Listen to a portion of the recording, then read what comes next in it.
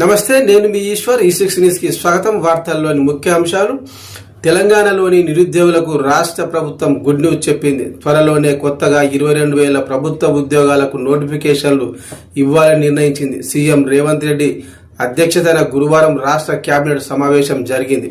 ఈ సమావేశంలో వివిధ అంశాలపై సుదీర్ఘంగా చర్చించారు. ఈ సమావేశంలో తెలంగాణలో ఉద్యోగ అవకాశాలను, ప్రభుత్వం సేవలో జవాబుదారీతనం పెంచేందుకు చర్యలు తీసుకోవాలని కేబినెట్ అభిప్రాయపడింది.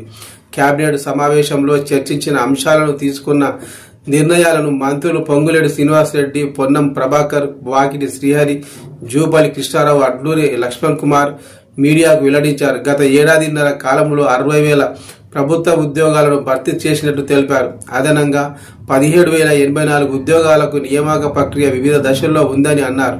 కొత్తగా 22,033 ఉద్యోగ ఖాళీలకు త్వరలో నోటిఫికేషన్లు జారీ చేయడం గురించి మంత్రివర్గంలో చర్చించినట్లు తెలిపారు. 2026 మార్చి లోపల 1,00,000 ఉద్యోగాలు ఇవ్వాలని ప్రభుత్వం నిర్ణయించిందని తెలియజేసిన మంత్రులు